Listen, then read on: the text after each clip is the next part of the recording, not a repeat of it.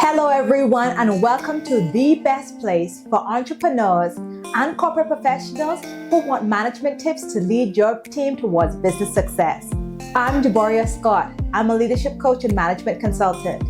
Now, when it comes to the topic of performance management, it can be difficult to know how to lead your team towards great job performance outside of the basic things like employee appraisals or giving feedback.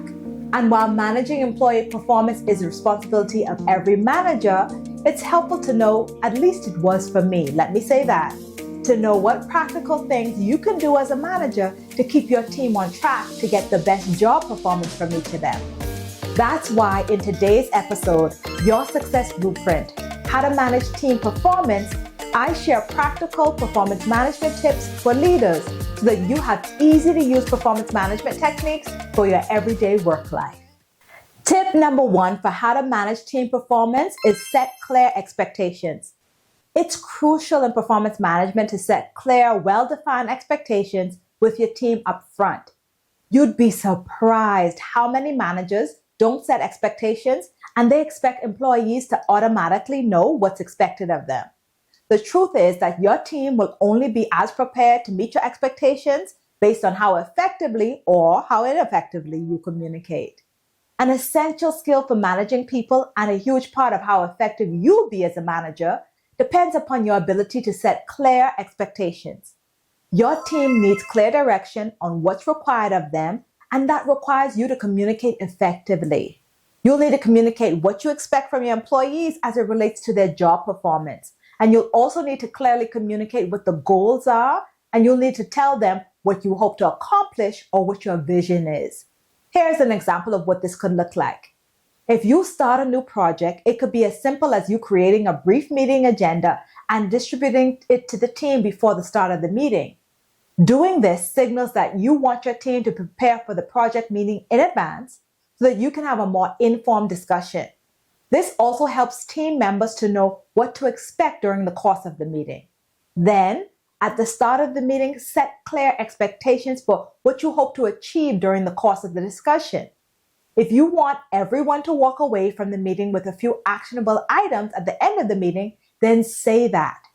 If you hope that the discussion will generate new ideas, then say that too. Setting clear, well-defined expectations will give team members clarity about what the top priorities are so that they understand what their role is and what is expected. A good resource to help you with this is Explicit Expectations, a book by R. Carl Heibenstreit. Check it out and come back and let me know what you think in the comments. Tip number 2 for how to manage team performance is use the 1-minute redirect when mistakes happen. The book by Dr. Ken Blanchard and Spencer Johnson, called The 1-Minute Manager, talks about how to guide employees when mistakes occur and hold them accountable in a way that's both productive and effective. The goal of the 1-minute redirect is to acknowledge that a mistake happened, hold people accountable for the mistakes, and course correct to build confidence in people in order to get better results. An excerpt from the book states that a 1-minute redirect works well when you redirect people as soon as possible when a mistake occurs, confirm the facts first and review the mistake together, express the impact the mistake had, allow brief time for reflection, don't keep talking to fill in the noise, and please don't rub salt in their wound. Next, remind them that they are not defined by one mistake. Let them know that you believe in them and realize that when the redirect is over, it is over. No rehashing things. The takeaway here is that you can address unacceptable job performance without making the employee a bad person. Tip number 3 for how to manage team performance is invest in cross-training for your mission-critical roles. In every department within an organization, there are key positions that you absolutely couldn't do without. These are the job roles that would negatively impact your business unit if your business operations were halted and nobody was performing in that job function. Let me give you an example from everyday life outside of the workplace to bring this point home. Think about your community's waste management department or the people who collect the garbage in your neighborhood. Imagine if they didn't collect your garbage this week and then another week passes and then a month passes, and then 2 months pass without anyone coming to collect the garbage in your neighborhood. You can imagine the unhealthy, unsanitary disaster that would occur, right? Proper sanitation is something that no healthy functioning society can do without. So, this means that the sanitation workers would be considered to have mission critical roles. If the mission is to ensure healthy and garbage-free neighborhoods, then we can't accomplish that mission without the mission critical roles of the sanitation workers. That's why it's important to ensure that the mission critical positions on your team are filled. It's also super important to ensure that cross-training for your mission critical roles occurs. This is because you don't want your business progress to be interrupted because you don't have the right people in these mission critical roles. And you also don't want to feel like you're held hostage when people leave your employment with your company because they held those particular roles on your team. Here's why cross-training is important. Cross-training helps your team to increase their knowledge base on key functions. Cross-training is useful in succession planning. And cross-training also ensures that you don't lose your institutional knowledge all at once. I have a video in my playlist that shares more details about why cross-training is important, so be sure to check it out when you're done watching this episode, and I'll leave the link in the description box for you. Tip number 4 for how to manage performance is reward and acknowledge your top performers.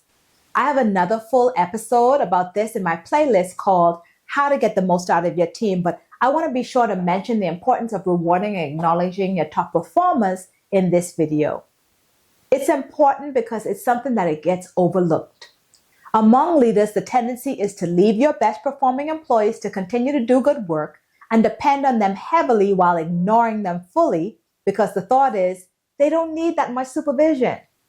This is also while the same leader spends most of their time listening to the poor performers complain as those same poor performers continue to work below company standards. They basically cause the leader lots of stress. What ends up happening in these kinds of situations is the team members who don't meet company expectations for their job performance, they occupy all of your time while the top performer feels unappreciated.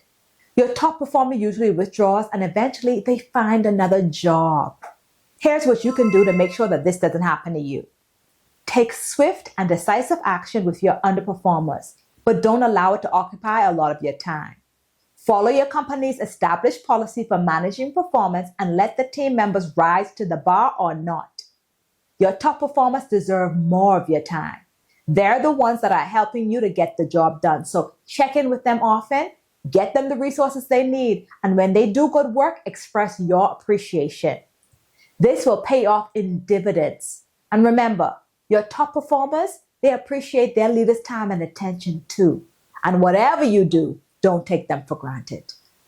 And if you want to borrow a page from my playbook, be sure to get a copy of my professional growth plan in the description box. I created a tool to help you deliberately craft a successful career path for yourself, and it removes all of the guesswork. The professional growth plan has a step-by-step process to help you set key targets to enhance your knowledge. Think of it as your personal guide to crafting the career of your dreams. Also, if you want to know how to figure out what your personal leadership style is, click the link in the description box and take our free What's Your Leadership Style quiz. Discover how you can leverage your talent to lead people towards achieving workplace success. When you take the free quiz, based on your results, we'll send you a unique action plan with tips from top leaders so that you can show up as a leading authority in business. And if you're interested in more content just like this, be sure to like, subscribe, and click the notification bell so that you'll know when I post more videos just like this one. As always, have a great week, be kind to yourself, and thank you for watching. I'll see you in the next one.